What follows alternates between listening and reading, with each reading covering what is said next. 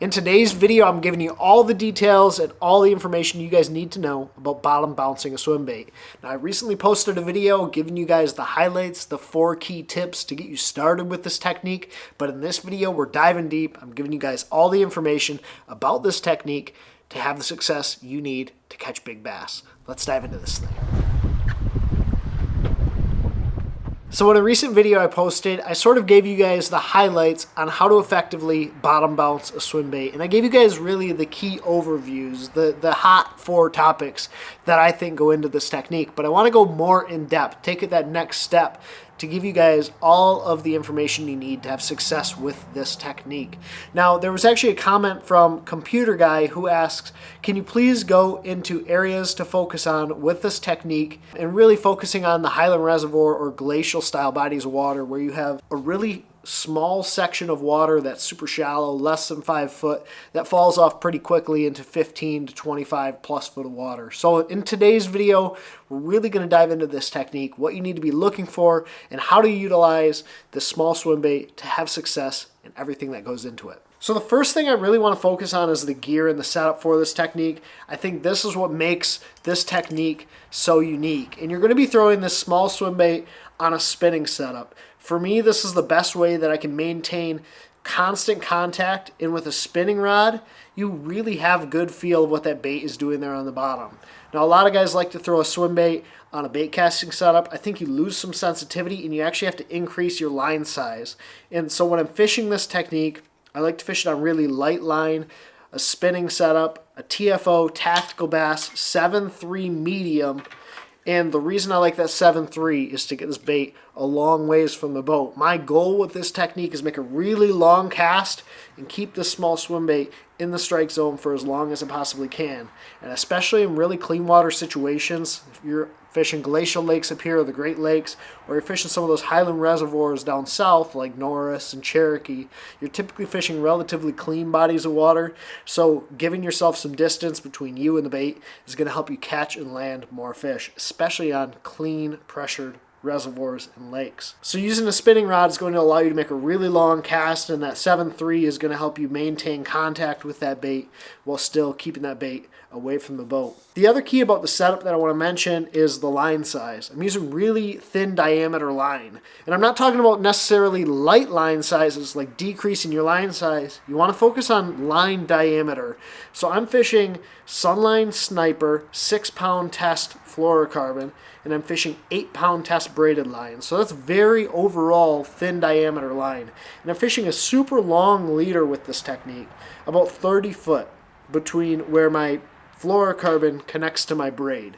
For me, that's a really important key, especially when I'm fishing clean water, but it's also going to impact the way that your bait acts because that fluorocarbon is going to sink. So what happens is when you make a long cast away from the boat, your fluorocarbon is going to sink and it's going to be more in line with the bait, and then it's going to start to pull up with that braid that wants to naturally float. So by fishing a really long leader, you can help that bait stay more planed out and keep that bait on or around the bottom. And then finally, I'm fishing on a relatively high speed gear ratio reel. This is a 6 speed gear ratio, and that just allows me to pick up that line quickly and start to move the bait once I feel a fish come up behind it and grab it and start to come towards me.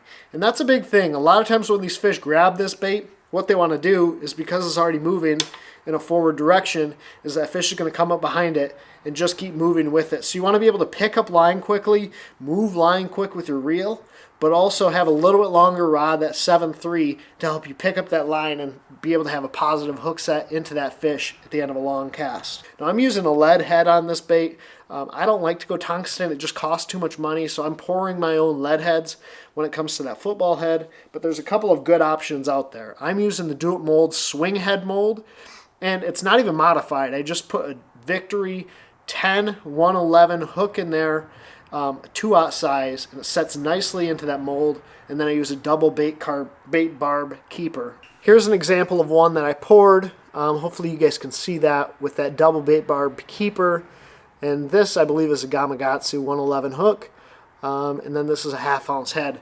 But the key with this, the way that I'm pouring this, that's a relatively large head with a small finesse hook that can be kind of hard to find. There are a couple other good options. Outcast Tackle Goldeneye head, super popular head on the market. I like the way that it's kind of rounded on the bottom, so it helps prevent this bait from getting hung up too badly.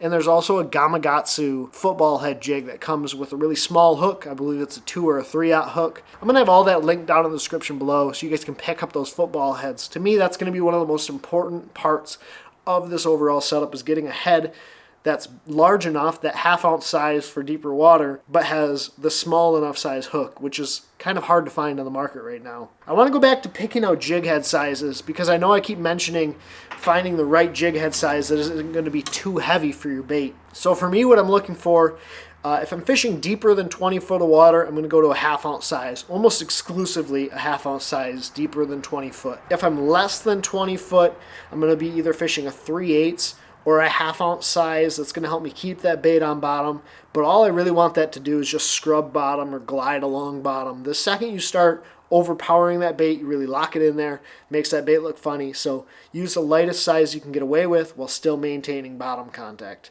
If I'm less than 15 foot of water, 10 foot of water, I might go down to a 1/4 ounce. And that's just typically going to be like a ball head jig. I don't necessarily need to go to a football head unless I'm fishing around really heavy gravel or rock flats in that shallower water. So one of the things about that football head is that when I'm reeling this bait along, and I like to keep it at a slow, steady pace, I'm looking to count those rocks. So I'm constantly keeping it at a slow speed, and the second that I can't feel bottom, the second that I don't feel the rocks or I don't feel it catching in the sand, I'm going to stop my retrieve. And I'm going to play some footage here for you guys to show you what I mean by that, stopping my retrieve. And what happens essentially is, as your bait's being reeled along the bottom, let's say it's bouncing bottom, and all of a sudden your bait starts to lift off bottom, I'm going to stop my retrieve, wait for it to get back down to bottom, my line to go slack on the water, then I'm going to start my retrieve again and crawl that bait along. And then it's going to come up. Then I'm going to stop my retrieve and let that bait come back down. Now the key is not to overpower your bait. Don't go with a jig head that keeps that bait glued to bottom to the point that it's never coming off, because you actually want this bait to have a little bit more of a gliding action. You want it to kind of touch bottom and just barely be bouncing over those rocks, because the second you go too heavy, you're going to end up with a lot of baits locked in the rocks. You're going to give that bait a really unnatural action. And especially in that really cold water, you want a bait that has a lot of flow and glide to it. It looks super natural down there on the bottom. So when you're using this retrieve, your key is a slow, steady retrieve. And the second you feel that bait kind of come up off bottom and lose contact, I'm going to stop my reel. Sometimes I'm going to open the bail, let that bait get back down to bottom, and continue my retrieve. The hook set that I'm using with this retrieve is also really important to being able to load up on a fish a long ways away from the boat. It's a little bit different than your conventional spinning rod hook set where you lift the rod up towards your shoulder. I'm going to do more of a crankbait hook set where I sweep it to the side. That's going to help me pick up line and move line more quickly. So I'm going to reel down quickly until I feel that line start to straighten out on me. And then I'm going to sweep to the side. It's not going to be a super hard hook set. It's just going to be a sweep. And a lot of times it's going to lock those fish in. And then you can really play them. A lot of times in that deeper water, you're not necessarily fishing around super heavy cover other than rocks that might be down there on the bottom or a couple pieces of wood. So you can loosen up your drag, play that fish, and fight them to the boat. Again, another benefit of fishing this on a spinning setup, you can let that drag really do the work for you and play that fish out a long time, really wear him down before he gets up to the boat and tries to throw that heavier jig head. Now when you start to look at baits, I'm looking for baits that have natural actions at really slow speeds. And there's a couple swim baits that stand out for me.